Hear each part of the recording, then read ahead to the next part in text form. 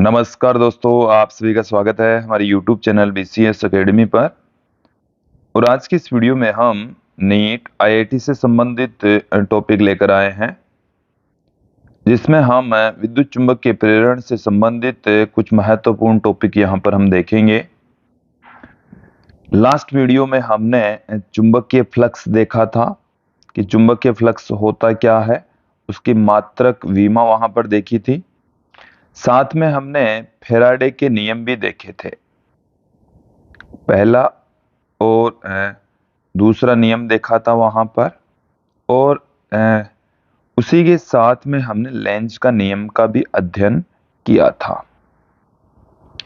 अब देखिए विद्यार्थियों, हमने अंतिम वीडियो में जो लेंज फैराडे का नियम पढ़ा है, उसमें हमने ये पढ़ा था कि जब किसी परिपथ या कुंडली से संबंधित चुंबकीय फ्लक्स में परिवर्तन होता है तो वहां पर एक प्रेरित विद्युत वाहक बल उत्पन्न हो जाता है। ये हमने देख लिया था। अब यहां पर हम किसी चुंबकीय क्षेत्र के अंदर जब कोई आवेश कोई चालक गति करता है, चालक छड़ गति करती है, तब उसमें कितना प्रेरित विद्युत वाहक बल उत्पन्न होता है, उसका हम यहां पर अध्ययन करेंगे। क्लियर? और जब कोई चालक गति करता है तो उसके कारण से जो प्रेरित विद्युत वाहक बल उत्पन्न होता है, उसको हम गतिक विद्युत वाहक बल कहते हैं। ऐसा प्रेरित विद्युत वाहक बल, इसमें कोई चालक गति करे, चुंबकीय क्षेत्र में गति करे, तो उस चालक के अंदर जो प्रेरित विद्युत वाहक बल है, उसको हम गतिक विद्युत वाहक बल कहेंगे।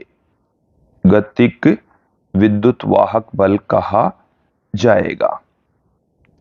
तो सबसे पहले इस वीडियो में हम गतिक विद्युत वाहक बल के बारे में ही अध्ययन करने वाले हैं। क्लियर? तो देखिए, हम यहां पर ले रहे हैं एक समान चुंबकीय क्षेत्र। अब डायग्राम की ओर लौटिए कि एक समान चुंबकीय क्षेत्र को हमने यहां पर ये क्रॉस के निशान से दिखाया है, जो कि हमें एक समान चुंबकीय क्षेत्र को बताते हैं। यहां पर तल के लंबवत अंदर की ओर बता रहे हैं। अब हमने यहां पर रखी है एक छड़ जिसकी लंबाई है L। जो आप छड़ देख रहे हैं, इसकी लंबाई है L, और इस छड़ को हमने इस चुंबकीय क्षेत्र के लंबवत रखा है और इसके लंबवत ही हमने इसको V वेग दिया है। देखिए, ये जो आप छड़ देख रहे हैं, इसकी लंबाई है L, इसकी लंबाई L है और ये V वेग से चुंबकीय क्षेत्र के लंबवत और इसकी लंबाई के लंबवत भी गति कर रही है। हमने यहां पर L लंबाई की एक चालक छड़ AB, ये इसका A वाला सिरा है, ये इसका B वाला सिरा है। चुंबकीय क्षेत्र है B वेक्टर के लंबवत V वेग से गतिमान है। तो देखिए, इसके अंदर क्या होने वाला है, फ्लेमिंग के बाएं हाथ के नियम से, इसे आप समझ लीजिए कि जो फ्लेमिंग के बाएं हाथ का नियम क्या कहता है। बाएं हाथ के नियम से, फ्लेमिंग के बाएं हाथ का नियम यह कहता है कि जब कोई आवेश चुंबकीय क्षेत्र में गति करता है तो उस पर लगने वाला बल को बताता है। और बाएं हाथ के अंगूठे, तर्जनी तथा मध्यमा को इस प्रकार फैलाएं कि तर्जनी चुंबकीय क्षेत्र की दिशा में, मध्यमा आवेश के वेग की दिशा में, तो अंगूठा आवेश पर लगने वाले बल की दिशा को व्यक्त करेगा। तो यहाँ पर जो आवेश है वो गति कर रहा है इस डायरेक्शन में, चुंबकीय क्षेत्र है अंदर की ओर, तो इस पर लगने वाला जो बल होगा वो ऊपर की ओर होगा। आप फ्लेमिंग के बाएं हाथ के नियम का प्रयोग करके बल की डायरेक्शन निकाल सकते हैं। इससे क्या होगा कि बी सिरे पर जो मौजूद कोई सा भी आवेश है वो गति करेगा ए सिरे की ओर, और ए सिरे की ओर गति करेगा। जैसे कोई भी धनावेश है, वो ए सिरे की ओर गति करेगा तो एक के ऊपर आ जाएगा धनावेश। ए सिरा कैसा हो जाएगा, पॉजिटिव हो जाएगा, और बी सिरा हो जाएगा नेगेटिव, क्योंकि चुंबकीय बल के कारण से। चुंबकीय बल यही होता है कि फ्लेमिंग के बाएं हाथ के नियम से जब कोई आवेश चुंबकीय क्षेत्र में गति करता है तो उस पर चुंबकीय बल काम करता है। तो यहाँ पर मौजूद जो आवेश है बी वाले सिरे वाला आवेश है वो ए पर चला जाएगा। तो यहाँ पर तो हमारे पास में आ गया है नेगेटिव चार्ज और यहाँ पर आ गया हमारे पास में पॉजिटिव चार्ज। और इन नेगेटिव और पॉजिटिव के कारण से इन दोनों के बीच में एक विद्युत क्षेत्र भी उत्पन्न हो जाता है। इस छड़ के अंदर नीचे की डायरेक्शन में एक विद्युत क्षेत्र क्रिएट हो गया ई। क्लियर? तो यहां पर हमारे पास में कोई आवेश हम ले लेते हैं Q और उस आवेश पर जो विद्युत बल होगा वो देखिए क्या होगा, विद्युत बल उसको मैं एफ ई से पुट कर रहा हूं, Q इंटू ई होगा, नीचे की ओर होगा। क्लियर? आवेश पर चुंबकीय बल, आवेश पर चुंबकीय बल और चुंबकीय बल हमने यहां पर आपको बता दिया है एफ एम बराबर Q V B sine theta होता है, यहाँ थीटा 90 डिग्री, तो क्यू वी बी होगा और ऊपर की ओर होगा। क्लियर? विद्युत बल तो विद्युत क्षेत्र की डायरेक्शन में होता है और चुंबकीय बल आप फ्लेमिंग के बाएं हाथ के नियम की सहायता से ज्ञात कर सकते हैं। क्लियर? फिर आप ध्यान दें, साम्य की स्थिति में, संतुलन की अवस्था में एक स्थिति ऐसी आएगी कि दोनों बल बराबर होंगे और दोनों जब बल बराबर होते हैं तो उस स्थिति के अंदर एफ ई और एफ एम दोनों बराबर, तो उस स्थिति में क्यू ई बराबर है क्यू वी बी के, क्यू वी बी के। तो यहां से जो विद्युत क्षेत्र हमारे पास में प्राप्त हो रहा है, क्यू से क्यू कैंसिल हो जाएगा, वी बी प्राप्त होगा, वी इंटू बी प्राप्त होगा। अब मैं बात करूं यहां पर छड़ में प्रेरित विद्युत वाहक बल की, छड़ में प्रेरित विद्युत वाहक बल के बारे में, छड़ में प्रेरित विद्युत वाहक बल, विद्युत वाहक बल को हम ई से लिख रहे हैं जो कि E into L, E into L, इन दोनों सिरों के बीच की जो डिस्टेंस है वो हम लेकर चल रहे हैं एल, तो ई इंटू एल हो जाएगा। दोनों सिरों के मध्य का जो विभवांतर है ई, ये दोनों सिरों के बीच का विद्युत क्षेत्र और उनके बीच की डिस्टेंस, ये हमारे पास में आ जाएगा। यहां से हम इस ई की वैल्यू पुट कर देते हैं वी इंटू बी, तो ये हमारे पास में आ गया प्रेरित विद्युत वाहक बल E बराबर B L V, B L V हमें प्राप्त हो चुका है। यह है प्रेरित विद्युत वाहक बल। अब देखिए कि यदि छड़ चुंबकीय क्षेत्र में थीटा कोण पर गति करे, इसका भी डायग्राम आप समझें। देखिए अब की बार हमने जो चुंबकीय क्षेत्र है वो लिया है और ये हमारे पास में एल लंबाई की छड़ है, ये इसके ए बी छड़ है और ये जो इसकी लंबाई है वो इस चुंबकीय क्षेत्र के साथ में थीटा कोण बनाए हुए हैं। क्लियर? और ये गति भी कर रही है जो कि इसके लंबवत, चुंबकीय क्षेत्र के लंबवत गति कर रही है। तो देखिए हम क्या देख रहे हैं कि यदि छड़ चुंबकीय क्षेत्र में थीटा कोण पर गति करे तब प्रेरित विद्युत वाहक बल क्या होगा। तो देखिए विद्यार्थियों, उस स्थिति में प्रेरित विद्युत वाहक बल को हम E B N L V से पुट करेंगे। ये जो बी एन हमने यहां पर लिखा है यह है छड़ की लंबाई की दिशा में चुंबकीय क्षेत्र का घटक, तो यहां से 20 लंबवत घटक, इसके लंबवत डायरेक्शन में घटक, तो इसकी इस लंबवत दिशा में जो घटक होगा ये हमारे पास में हो जाएगा B sine theta, B sine theta, जिसको हमने बी एन से पुट किया है। ओके, तो बी एन बराबर है B N B sine theta, तो वी वेग के लंबवत और चुंबकीय क्षेत्र के भी लंबवत ये घटक है, तो यहां से E बराबर हमारे पास में आ जाएगा बी साइन थीटा इंटू में एल वी। तो E बराबर हमारे पास में आ गया है B L V sine theta.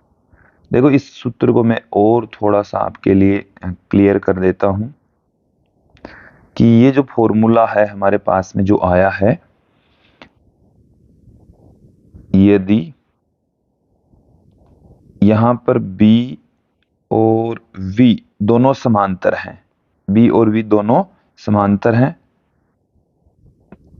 तो E का मान 0 होगा। दोनों के बीच का एंगल यदि 0 है तो प्रेरित विद्युत वाहक बल उत्पन्न नहीं होगा। इसी प्रकार से यदि चुंबकीय क्षेत्र के अनुदिश यदि इस छड़ को रखा गया है तो भी कोई प्रेरित विद्युत वाहक बल उत्पन्न नहीं होगा। इसी प्रकार से यदि V और L एक ही डायरेक्शन में है तो भी कोई प्रेरित विद्युत वाहक बल उत्पन्न नहीं होगा। इसमें एक कंडीशन है कि प्रेरित विद्युत वाहक बल किसी एंगल पर भी क्रिएट हो सकता है, और यदि B और V के बीच का एंगल 90 डिग्री तथा V और L के बीच का एंगल भी 90 डिग्री, तो हमारे पास में उस स्थिति में E का मान BLV के बराबर होगा। क्लियर? तो ये सारी चीजें क्लियर हो जानी चाहिए, समझ में आ जाना चाहिए। फिर आगे बढ़ते हैं। देखिए अब हम बात करेंगे एक समान चुंबकीय क्षेत्र में चालक छड़ की घूर्णन गति के कारण उत्पन्न गतिज ऊर्जा। हमारे पास में एक समान चुंबकीय क्षेत्र है और उस एक समान चुंबकीय क्षेत्र के अंदर हम किसी चालक छड़ को घूर्णन गति करवाएंगे तो उसमें कितना प्रेरित विद्युत वाहक बल उत्पन्न होगा, उसको हम यहां पर देख लेते हैं। देखिए एक बार मैं डायग्राम आपके सामने रख देता हूं।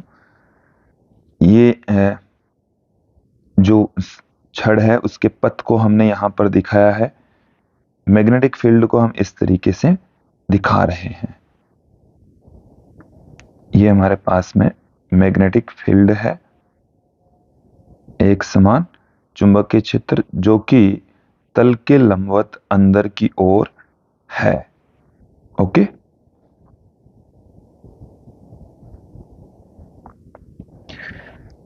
देखिए इसके लिए हमने यहां पर कैपिटल L लंबाई की एक समान चुंबकीय क्षेत्र B में के लंबवत सिरे O के प्रत्यय ओमेगा कोणीय वेग से घूर्णन करती हुई एक छड़ है जिसकी लंबाई कैपिटल L है। चुंबकीय क्षेत्र B के लंबवत ओमेगा कोणीय वेग से घूर्णन गति कर रही है, तब छड़ के सिरों पर प्रेरित विद्युत वाहक बल उत्पन्न हो जाता है। यहां पर आप ध्यान देंगे कि जो प्रेरित विद्युत वाहक बल उत्पन्न हो रहा है, चुंबकीय क्षेत्र उत्पन्न हो रहा है, जो प्रेरित विद्युत वाहक बल उत्पन्न हो रहा है उसकी वैल्यू हम फाइंड आउट करेंगे। जो चुंबकीय क्षेत्र है वो तल के लंबवत अंदर की ओर है। ये जो छड़ है इसकी लंबाई है कैपिटल L और ये ओमेगा कोणीय वेग से घूर्णन गति कर रही है। इसकी वैल्यू फाइंड आउट करने के लिए हम इस छड़ का एक छोटा सा अल्पांश ले लेते हैं dl, और इस अल्पांश की इसके केंद्र से जो डिस्टेंस है वो ले लेते हैं स्मॉल l। क्लियर? किसी क्षण विशेष पर इसकी जो वेलोसिटी है वो हम लेकर चल रहे हैं v। ओके, तो यहां पर आप ध्यान दें अल्पांश में प्रेरित विद्युत वाहक बल कितना होगा। सबसे पहले अल्पांश में प्रेरित विद्युत वाहक बल, प्रेरित विद्युत वाहक बल, अल्पांश में उत्पन्न विद्युत वाहक बल को हम डी से पुट करेंगे। पिछले वीडियो में हमने देखा था प्रेरित विद्युत वाहक बल BLV की फॉर्म में लिखा जाता है। तो यहाँ पर चुंबकीय क्षेत्र B और जो लंबाई है वो है dl और वेग है उसका v, तो BVDL। अब देखिए यहां पर हम इस अल्पांश का जो वेग है उसको किस तरीके से लिख सकते हैं। अल्पांश का वेग। तो देखो v बराबर होता है ओमेगा इंटू आर, तो यहाँ पर जो रेडियस है वो है स्मॉल l, तो v बराबर ओमेगा इंटू l। तो हमारे पास में डी बराबर क्या आ गया, b ओमेगा l dl, ये हमारे पास में आ चुका है। अब ये तो अल्पांश की वजह से, अब संपूर्ण छड़ के कारण से, संपूर्ण छड़ में प्रेरित विद्युत वाहक बल, प्रेरित विद्युत वाहक बल, पूरी की पूरी छड़ के अंदर कितना विद्युत वाहक बल उत्पन्न होगा, तो इसके लिए हम इसका इंटीग्रेशन कर देंगे। और पूरी छड़ की जो लंबाई है वो हम L लेकर चल रहे हैं, तो 0 से लेकर L तक इसको इंटीग्रेट कर देंगे। तो b omega L dl, b omega आ जाएगा बाहर, L का इंटीग्रेशन हो जाएगा L स्क्वेयर बट्टे में 2, 0 से लेकर कैपिटल L तक, तो 1/2 b ओमेगा L स्क्वेयर आ जाएगा। तो E बराबर अपने पास में आ चुका है 1/2 b ओमेगा L स्क्वेयर। ये वाला फॉर्मूला हमें प्राप्त हो चुका है। क्लियर। अब देखिए विद्यार्थियों, हम इस फॉर्मूले को दूसरे रूप में भी लिख सकते हैं। कुल मिलाकर हमारे पास में जो फॉर्मूला आया है उसको आप एक बार देखिए, क्या फॉर्मूला हमें मिल चुका है। तो यहां पर आप ध्यान देंगे, हमें मिल चुका है E बराबर 1/2 b ओमेगा L स्क्वेयर। ये सूत्र हमें प्राप्त हो चुका है। इस फॉर्मूले को हम दूसरे रूप में भी लिख सकते हैं। अन्य रूप में क्या लिख सकते हैं, ओमेगा के स्थान पर हम 2 पाई f पुट कर सकते हैं, जहां f इसकी आवर्ती है, f इसकी आवर्ती है। तो E बराबर 1/2, ओमेगा की जो वैल्यू है, b का जो मान है, b ओमेगा की जो वैल्यू है वो है 2 पाई f into L square. Clear. तो यहां से 2 से 2 कैंसिल हो गया, हमारे पास में आ गया b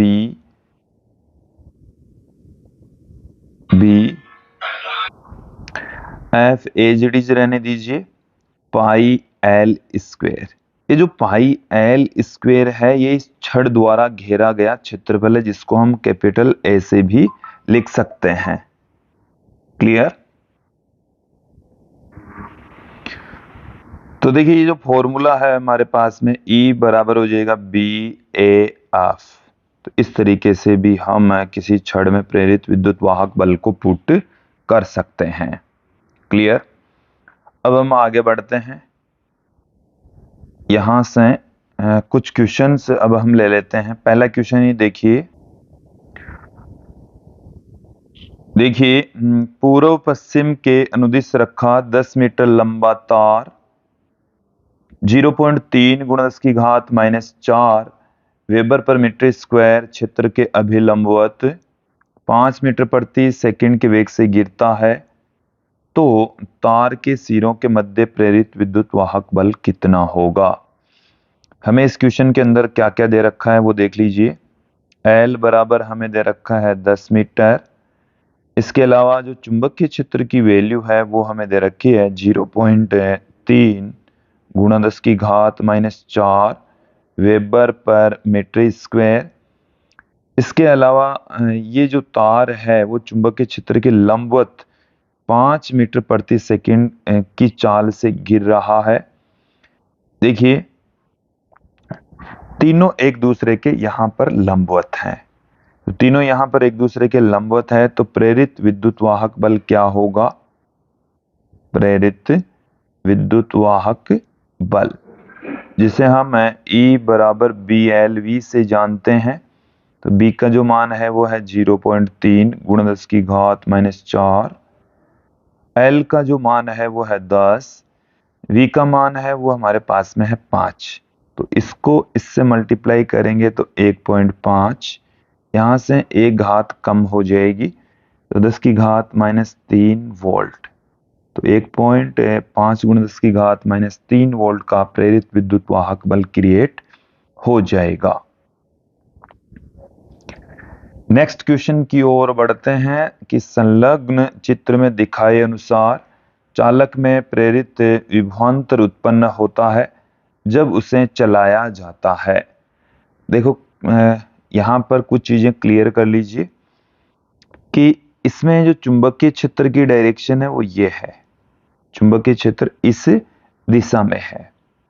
ओके, और ये जो छड़ है वो इसके अनुदिश रखी हुई है, तो इन दोनों के ही अनुदिश, हम पी के अनुदिश इसको नहीं चला सकते। पी के अनुदिश चलाएंगे तो V, देखो इस डायरेक्शन में क्या हो जाएगा, पी के अनुदिश L और V दोनों समांतर हो जाएंगे, क्योंकि अनुदिश भी B और V दोनों समांतर हो जाएंगे, ऐसा ही L के अनुदिश। तो हमारे को चलाना पड़ेगा इसको M के अनुदिश। हमारे को कौन सी डायरेक्शन में चलाना पड़ेगा, M की दिशा में चलाना पड़ेगा। तो ऑप्शन डी यहां पर सही हो जाएगा, क्योंकि B और V है वो दोनों एक दूसरे के लंबवत होने चाहिए। इसके अलावा जो V है वो L के भी लंबवत होना चाहिए, इस वजह से इसको M की डायरेक्शन में चलाएंगे। नेक्स्ट क्वेश्चन की ओर बढ़ते हैं कि 1 मीटर लंबाई की धातु की एक छड़ अपने एक सिरे के परितः ऊर्ध्वाधर तल में 5 रेडियन प्रति सेकंड की चाल से घूर्णन गति कर रही है। यदि पृथ्वी के चुंबकीय क्षेत्र का क्षैतिज घटक 0.2 × 10⁻⁴ टेस्ला है, तो छड़ के दोनों सिरों के बीच उत्पन्न प्रेरित विद्युत वाहक बल क्या होगा। देखिए यहां पर जो चुंबकीय क्षेत्र है वो है पृथ्वी के द्वारा उत्पन्न चुंबकीय क्षेत्र, उसका क्षैतिज घटक है। Okay, 0.2 × 10⁻⁴ Tesla. छड़ है उसका कोणीय वेग है 5 रेडियन प्रति सेकंड। ये ऊर्ध्वाधर तल में घूर्णन गति कर रही है। छड़ की जो लंबाई है वो हमारे पास में है 1 मीटर। तो अब देखिए ये पृथ्वी के चुंबकीय क्षेत्र के क्षैतिज घटक के लंबवत घूर्णन गति कर रही है, तो इसके अंदर एक प्रेरित विद्युत वाहक बल उत्पन्न हो जाएगा B⍵L²/2। तो B की जो वैल्यू है वो यहाँ पर BH के बराबर है। B यहाँ पर पृथ्वी का चुंबकीय क्षेत्र का क्षैतिज घटक है, जो कि 0.2 × 10⁻⁴, ओमेगा का मान है 5 गुणा L मतलब 1 का स्क्वायर। तो यहां से इस 5 को 2 से गुणा करेंगे तो 1 हो जाएगा। 1 हमारे पास में आ गया, 1 के अंदर 2 का भाग लगाएंगे तो 0.5 × 10⁻⁴। तो देखिए इसको हम और क्या क्या लिख सकते हैं, 5 × 10⁻³ लिख सकते हैं। तो ये हमारे पास में आ गया है 5 मिली वोल्ट। प्रेरित विद्युत वाहक बल 5 मिली वोल्ट हमें प्राप्त हो गया है। नेक्स्ट क्वेश्चन की ओर बढ़ते हैं कि L लंबाई की एक चालक छड़ वेग V से अनुप्रस्थ चुंबकीय क्षेत्र B में गति कर रही है। छड़ का प्रतिरोध R है, तो छड़ में प्रेरित धारा क्या होगी। देखिए समझें आप इसको, हमारे पास में जो छड़ है उसकी लंबाई L है और V वेग से B चुंबकीय क्षेत्र में गति कर रही है। तो हम ये जानते हैं प्रेरित विद्युत वाहक बल E बराबर होता है BLV। E बराबर होता है BLV। ये हमारे पास में प्रेरित विद्युत वाहक बल होता है। अब प्रेरित धारा क्या होगी, प्रेरित धारा, तो प्रेरित धारा E/R। तो E का मान हमारे पास में है BLV/R। तो यहां पर हमारे पास में ऑप्शन ए सही हो जाएगा। क्लियर। फिर देखें, 4 मीटर लंबे सीधे चालक को 10 मीटर प्रति सेकंड की चाल से गतिमान किया जाता है। जब चालक 0.1 वेबर पर मीटर स्क्वायर प्रेरण के चुंबकीय क्षेत्र से 30 डिग्री का कोण बनाता है, तब प्रेरित विद्युत वाहक बल कितना होगा।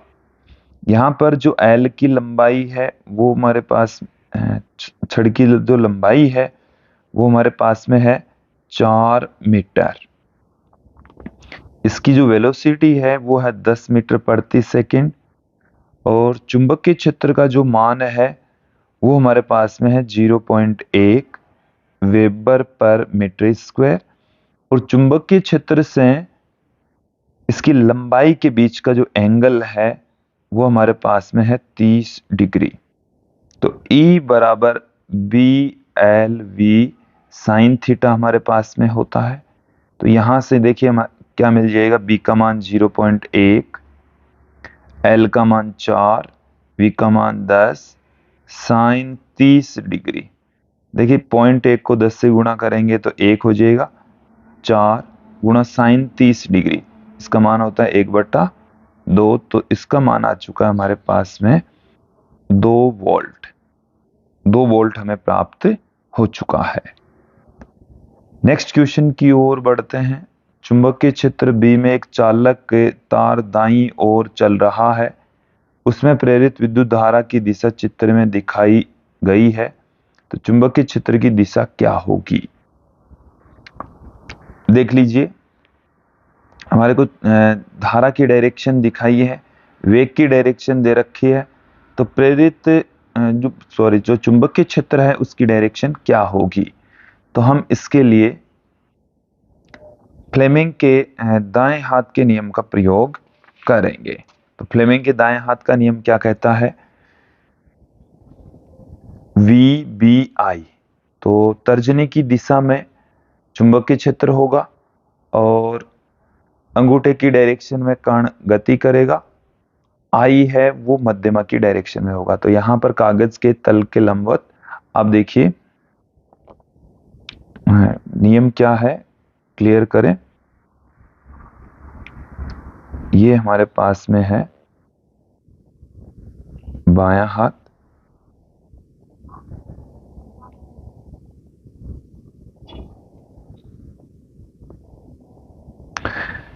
ये जो अंगूठा आप देख रहे हैं ये है V की डायरेक्शन में, ये है B की डायरेक्शन में, और ये है प्रेरित धारा की डायरेक्शन में।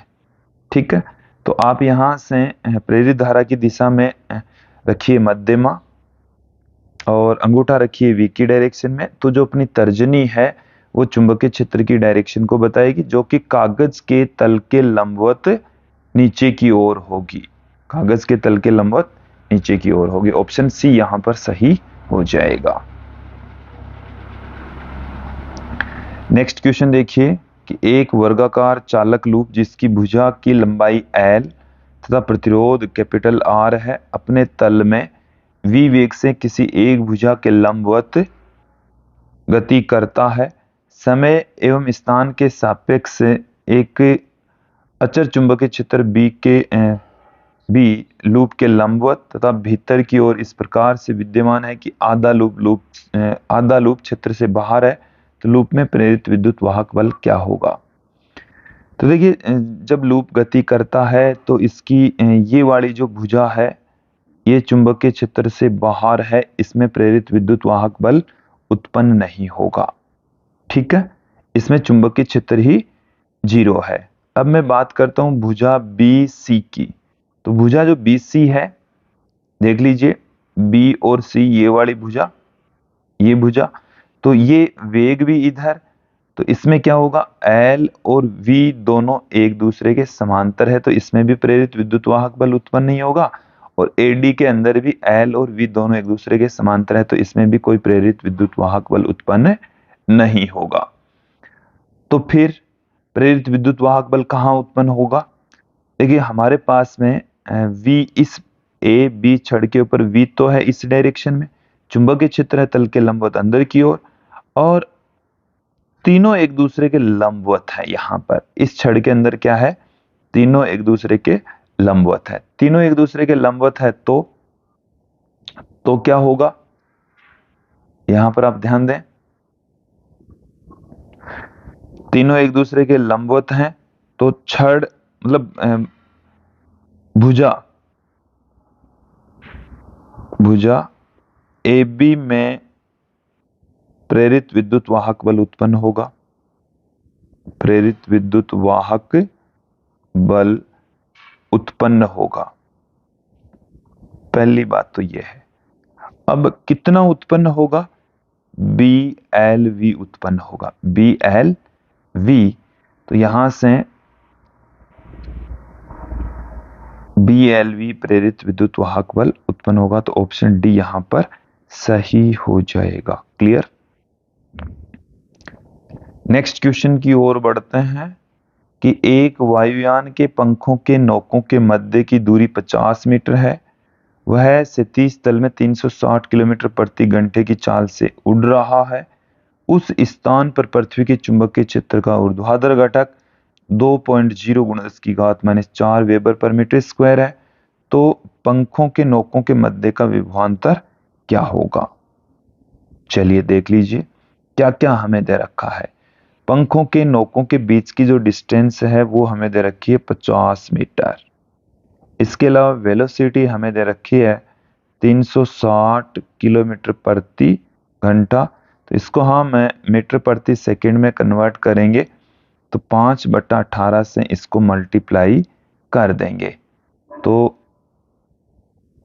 ये आ जाएगा हमारे पास में 100 मीटर प्रति सेकंड की वेलोसिटी। चुंबकीय क्षेत्र की तीव्रता 2 × 10⁻⁴ वेबर पर मीटर स्क्वायर आ जाएगी। हमारे को प्रेरित विद्युत वाहक बल यहां पर पूछा है, तो देखिए E बराबर BLV होगा, क्योंकि यहाँ पर जो वायुयान के पंख हैं वो पृथ्वी के चुंबकीय क्षेत्र के ऊर्ध्वाधर घटक को काटेंगे। तो 2 × 10⁻⁴, L की जो वैल्यू है वो है 50 और V का जो मान है वो हमारे पास में है 100। तो यहां से 2 को इस 50 से गुणा करेंगे तो 100 आ गया। 100 पहले से पड़ा है, गुणा 10⁻⁴, तो ये 10 की घात प्लस में 4 माइनस में 4, तो 1 वोल्ट हमें प्राप्त हो जाएगा। तो ये था विद्यार्थियों आज का हमारा वीडियो, जिसमें हमने गतिक विद्युत वाहक बल के बारे में अच्छे से जाना समझा। नेक्स्ट वीडियो में हम फिर मिलेंगे, जिसमें हम स्वप्रेरण के बारे में अध्ययन करेंगे, अनन्य प्रेरण के बारे में अध्ययन करेंगे। आज के इस वीडियो में इतना ही। धन्यवाद दोस्तों।